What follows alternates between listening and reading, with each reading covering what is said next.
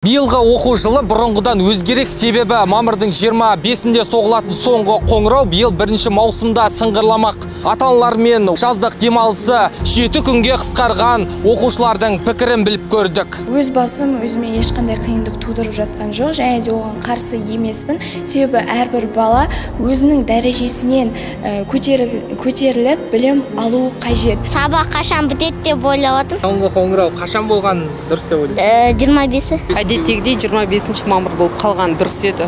Уже сабақ барысы да бітіп қойды ғой. Олардың ойларының бәрі бітеді, ар жақта 10 күн ба, 5 күн ба? Не оқимыз деген сияқты, әшейін жүреміз дейді. Кітаптың бәрін өткізіп қояды. Сол ғой енді, білмеймін. Жоқ, енді солай талап солай болса, разница жоқ деп ойлаймын. Ал оқу ағарту бірінші вице-министрі болса, оқу жылын 31 мамырға дейін ұзарту не берді деген сауалға былай дейді.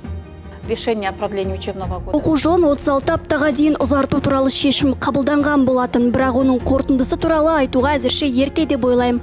Өйткені оқу жылы әлі жүріп жатыр. Біз білім сапасына қорытынды жасап, өлшейміз. Сондықтан нәтижесі туралы сәл кейінірек айтуға тура келеді. Келесі жылы соңғы қоңырау қайтадан 25 мамырға ауыстырылуы мүмкін бе?